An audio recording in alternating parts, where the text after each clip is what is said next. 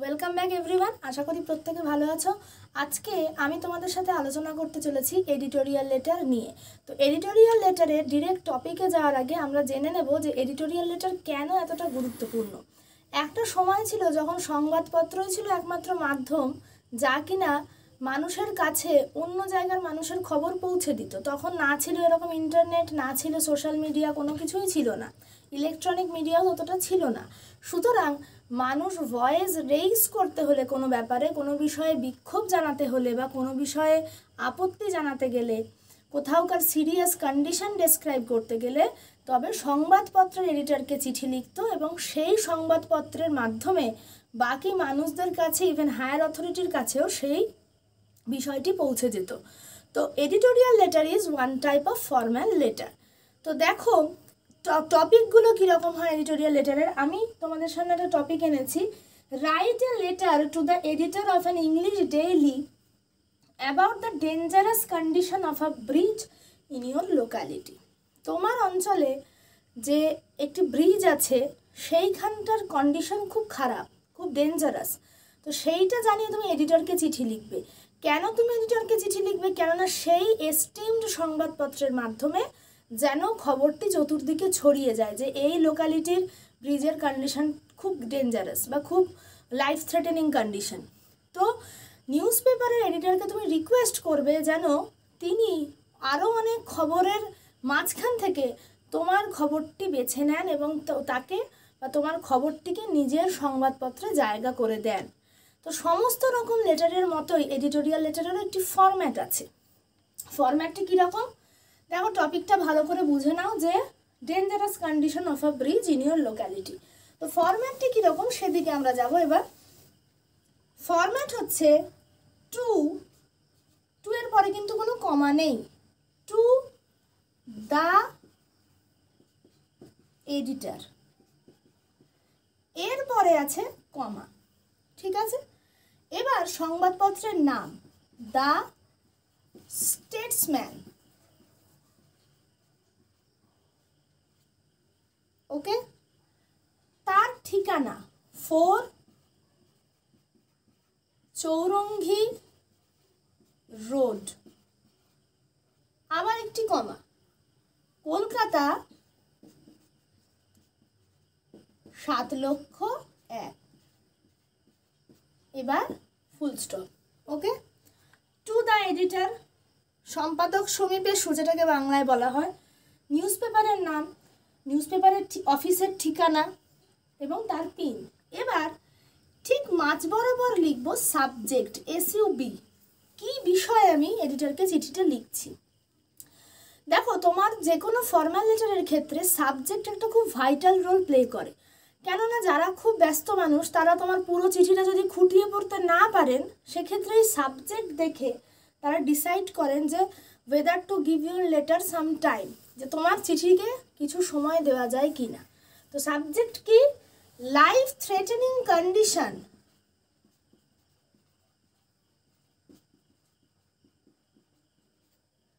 Condition of a bridge.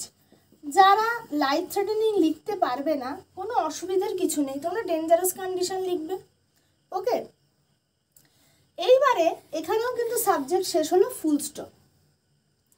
এইবার sir হতে পারেন, ম্যাডামও হতে পারেন তিনি এডিটর যিনি। সুতরাং দুটো জেন্ডারকে উল্লেখ করাই খুব গুরুত্বপূর্ণ। যদিও স্কুল লেভেলের ক্ষেত্রে তুমি যদি শুধু স্যার দাও হয়ে যাবে, কিন্তু বিভিন্ন সরকারি চাকরির পরীক্ষায় যে এডিটোরিয়াল লেটার আসে সেখানে কিন্তু দুটোই উল্লেখ করতে হবে, স্যার বা ম্যাডাম। কেননা যদি এক্সামিনার কোনো মহিলা হন সেক্ষেত্রে তার সেটা খারাপ লাগতে পারে যে তুমি যদি শুধু স্যার দাও, ঠিক আছে। তো স্টার্টিংটা কীরকম হবে দেখো, এডিটোরিয়াল লেটারে থাকবে 3টে প্যাসেজ বা 3টে প্যারাগ্রাফ। তো প্রথমে থাকবে তাকে ঘটনা বলার আগে তাকে কিছু যে আপনি যদি আমাকে আপনার সংবাদপত্রে কিছু জায়গা দেন তাহলে সেক্ষেত্রে আমি এই প্রবলেমটাকে এক্সপ্রেস করতে পারি, তুমি এটা লিখলে। লিখে তারপর সেকেন্ড প্যারাগ্রাফে মেন যে প্রবলেমটা সেটার কথায় এসো, এবং থার্ড প্যারাগ্রাফে আবার তাকে বলো যে তিনি যেন তোমার নিউজটাকে একটু স্পেস দেন, ঠিক আছে। তো স্যার বা ম্যাডাম কমা, ঠিক এই কমার নিচ থেকে লিখব এবং লেটারের ক্ষেত্রে কিন্তু কোথায় কি লিখছি সেটা খুব গুরুত্বপূর্ণ, কেননা লেটারে ফরম্যাটের ওপর একটা নাম্বার থাকে। I shall be highly obliged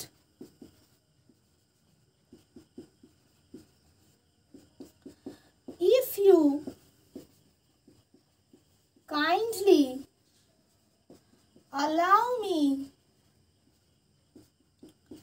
a little space in your esteemed daily, esteemed মানে কি, যা কিনা highly respected, esteemed daily, that the problem I am expressing can draw the attention of higher authority. তো এইটা হচ্ছে আমার লেটারের যে ফার্স্ট ফর্মালিটি। কেন ফার্স্ট ফর্মালিটি ইম্পর্ট্যান্ট? ফার্স্টেই তোমাকে স্যালুটেশন দিতে হবে, ঠিক আছে? বলে স্যালুটেশন দিয়ে তোমাকে ফর্মালি একটা ফর্মালিটি মেনটেন করতে হবে। ডিরেক্ট তুমি একজন এডিটরকে একেবারে আমার লোকালিটিতে এই প্রবলেম হচ্ছে আপনি এক্ষুনি সমাধান করুন, এটা তুমি এক্সপ্রেস করতে পারো না বা এটা বলতে পারো না তার কাছে।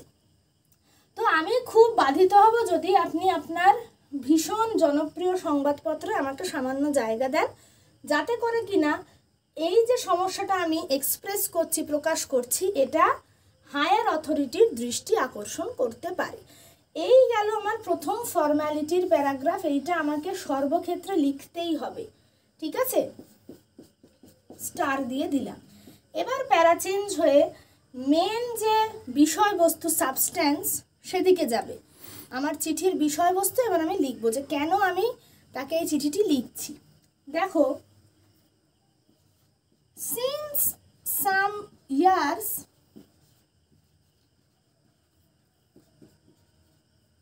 the condition of a bridge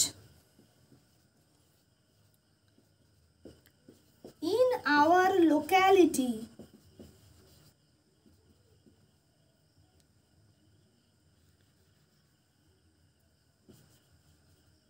has worsened.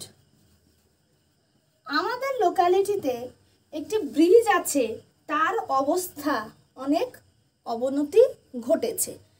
এবার ব্রিজটা কোথায় আছে? The bridge is situated over river, আমি দিয়ে দিচ্ছি ইছামতি। ইছামতি নদীর ওপরে ব্রিজটি রয়েছে। and it is a wooden one. ব্রিজটি কিরকম? না কাঠের ব্রিজ, ঠিক আছে? heavy vehicles are not allowed to cross it, yet people show no obedience to the rules and regulations. মানুষ নিয়ম মানছে না, ঠিক আছে? তো এইটুকু যা লেখা হলো, এইটাকে হয় স্ক্রিনশট তুলে নাও অথবা পজ করে লিখে নেবে। তবু কি হচ্ছে? মানুষ নিয়মের লঙ্ঘন করছে। তো এই প্যারাগ্রাফে কন্টিনিউড হবে, সেকেন্ড প্যারাই চলছে। হেভি ভেহিকলস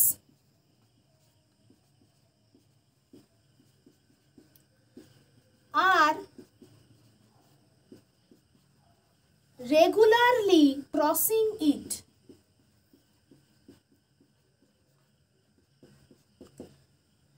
বিসাইড দিস, এরই পাশাপাশি many bikes, comma, four-wheelers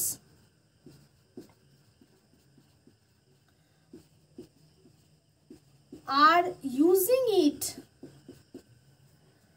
relentlessly. relentlessly মানে কি?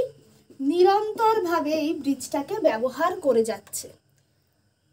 The situation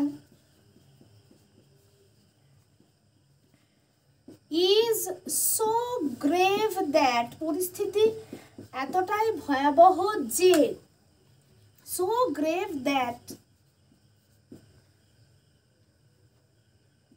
it will not take a moment, যে এক মুহূর্ত সময় লাগবে না একটা ভয়াবহ দুর্ঘটনা ঘটতে, for a severe accident to occur.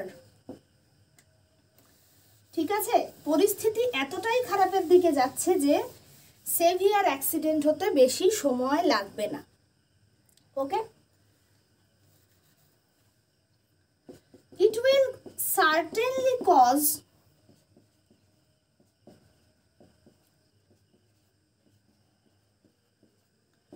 loss of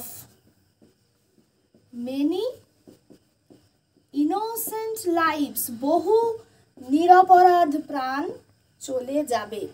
ঠিক আছে, এরপর তুমি বলবে আমরা বারংবার অথরিটিকে অনুরোধ করেছি কোনো স্টেপ নিতে, কিন্তু আমাদের সমস্ত অ্যাপিলই ব্যর্থ হয়েছে। We, the dwellers have requested the authority to take necessary steps. ঠিক এইভাবেই বাংলাটা ভেবে নিয়ে ইংরেজি করতে হবে। ঠিক আছে, যারা বাংলা মিডিয়ামের ছাত্রছাত্রী তাদের পক্ষে বাংলাটা ভেবে নিয়ে ইংরেজি করাটা অনেক সহজ। ট্রান্সলেশন মেথডে রাইটিং লিখবে, সেটা অনেক ফ্রুটফুল হবে এবং অনেক সহজ হবে তোমাদের পক্ষে লেখাটা।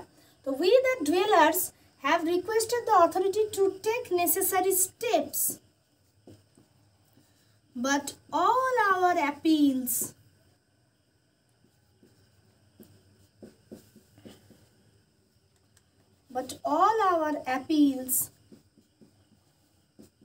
have turned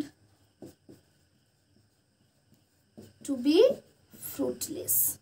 সমস্ত আমাদের যে এত আমরা অনুরোধ করলাম সবটাই ব্যর্থ হয়েছে। এই যে গেল, এটা হচ্ছে আমাদের সেকেন্ড প্যারাগ্রাফ, আর যেখানে আমাদের মেন কনটেক্সটটা থাকবে, মেন সাবজেক্ট ম্যাটার আমি যেখানে লিখব সেইটা আমার সেকেন্ড প্যারাগ্রাফ। এরপরে সেকেন্ড ফর্ম্যালিটি বা লাস্ট প্যারাগ্রাফ, অবশ্যই এটা স্ক্রিনশট তুলে নেবে অথবা পজ করে দেখে নেবে।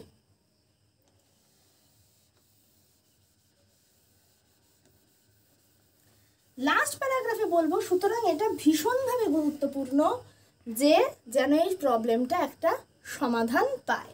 দেয়ারফোর, প্যারা চেঞ্জ করছি, therefore it is extremely necessary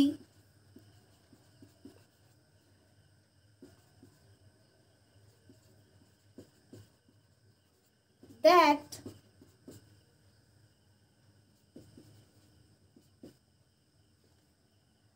therefore it is extremely necessary to take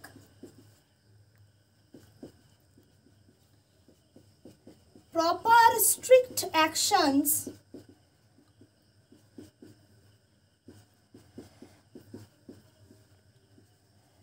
against such irresponsible activities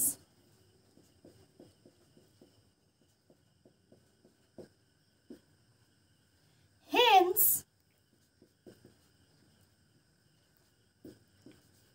I earnestly earnestly, আমি একান্তভাবে আপনাকে অনুরোধ করছি, I earnestly request you two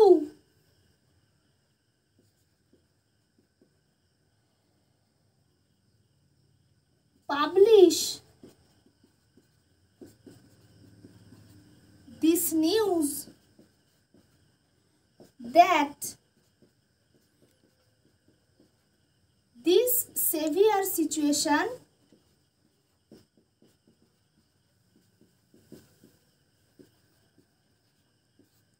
may not take any innocent life. এখানে may not take away any innocent life, ঠিক আছে? সুতরাং আমি আপনাকে ভীষণভাবে অনুরোধ করছি যে এই খবরটি পাবলিশ করার জন্য, যাতে করে কিনা এই সেভিয়ার সিচুয়েশন বা এই মারাত্মক সিচুয়েশন কোনো নিষ্পাপ প্রাণকে না নিয়ে নেয়, ঠিক আছে? বা এরকম আর একটা লিখতে পারো, দ্যাটের পর থেকে we can get rid of this life-threatening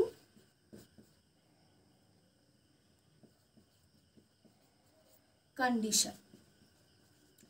এইটাও দেওয়া যায়, সবটাই ভাষার খেলা, তুমি কিভাবে ভাষাটাকে নিজের মতো করে এক্সপ্রেস করবে, সবটাই এক্সপ্রেশনের উপর ডিপেন্ডেন্ট।